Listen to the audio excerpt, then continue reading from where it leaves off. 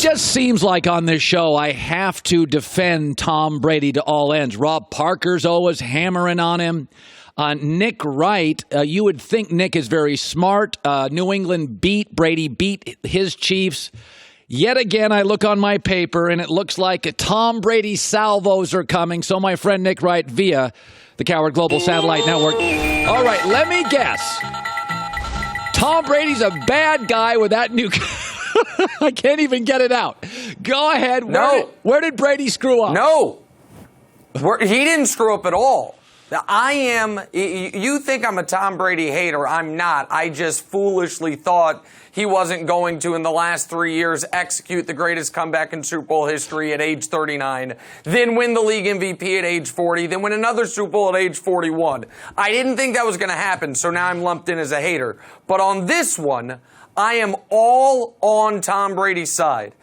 New England manipulating Brady's loyalty, manipulating the fact that they know Brady wants to stay a Patriot, and daring Tom Brady to go see what the market would be in a year. Because a year from now, he will not be under contract, and they can't franchise tag him. And that Jared Stidham and Brian Hoyer are behind him. That would be a terrifying situation for any organization. But New England knows their quarterback, who's always taken the discount, who's always done the right thing, probably won't hold their feet to the fire, so they're going to make him sing for his supper this year. On Brady's behalf, I'm outraged. I hope Brady calls their bluff. I hope Brady does go and see what the marketplace looks like. This is the greatest quarterback in NFL history, and they won't give him the dignity of a 1-year actual contract extension. Brady's not pleased with it. He dropped the "it is what it is," and then he put his damn house for sale to let you know he's really not pleased with it. And I honest to God, Belichick can do this to Lawyer Malloy and Troy Brown and Ty Law and Richard Seymour. You don't do this to Tom Brady. And yet he's doing this to Tom Brady. Man, I hope in year 21, Tom Brady is going for Super Bowl 7 with some other team, and Bill Belichick's trying to win his Super Bowl 7 with Teddy Bridgewater. I don't think that's going to happen, but that's only because of the grace and goodwill of Thomas Edward Brady. So New England folks, I've got your guys back today, just not the mad scientist Belichick's back. That's one of your greatest takes of all time. If I didn't have space to fill, I'd just say go home. Now, you cannot top what you just did. I am a big believer, Nick Wright, in that fit matters. And I think KD choosing Kyrie over Steph could be problematic. I think Big Ben was the perfect quarterback for AB, and it was the perfect organization. I watched Hard Knocks last night. I'm like, this is a circus. This isn't good for AB's personality. Derek Carr's not Big Ben. Is it possible that AB made a big mistake? Is it possible? Oh, listen, sometimes divorce is better for both parties, and sometimes it's worse for both parties.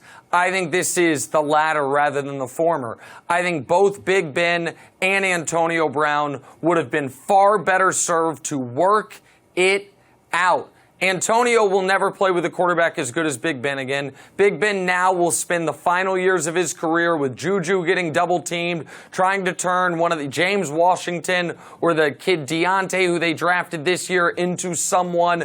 No, I don't think that Antonio's going to have another 1,800-yard season, not with Derek Carr throwing him 12-yard button hooks, and I don't think Big Ben's ever going to have a receiver as talented as Antonio Brown again. So, yeah, they both probably should have made it work. Now, I know it's in vogue to just blame Antonio Brown as opposed to recognizing Big Ben once upon a time did last year say it was Antonio Brown's bad route that caused a defensive tackle to intercept a pass in the end zone, but we don't talk about that stuff. I think that's fair, by the way. I think that's a fair criticism of Big Ben.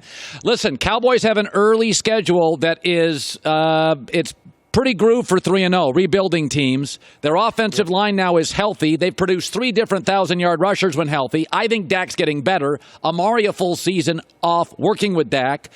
I got to tell you, Nick, I'd roll the dice on this. If I'm Dallas, I'd roll the dice on this and be a little stubborn. What say you? Everyone is I shouldn't say everyone. A lot of people have made that exact point to me that you just made. You've got the Giants So Eli or Daniel Jones, then Dwayne Haskins in Washington, and then in Miami either Fitzmagic or Rosen, that you can go 3-0 without Zeke. I look at it totally differently. I look at it as in a year Dallas has legitimate Super Bowl aspirations. If in those first 3 games you don't go 3-0, if you go 2-1 or God forbid 1-2, your season is over. It's done. And so can you risk it?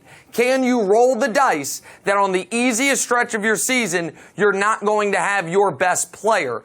People will say, well, in 93, they went 0-2 without Emmett. That team in 93 was stacked with Hall of Famers, and after that 0-2 start, went 15-2 the rest of the way. This team does not have that capability. So I get the logic behind it.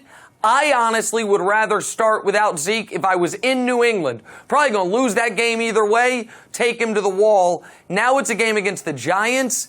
Eli early in the year, his arm will be fresh, the weather will be fine, Saquon won't be running to the ground yet. Like, that's a losable game without Ezekiel Elliott. That would make me nervous. Hi, everybody. Thanks for watching. Subscribe here to get the latest from the show. Also, be sure to check out more of the best clips from The Herd or go watch a few segments from other shows on FS1.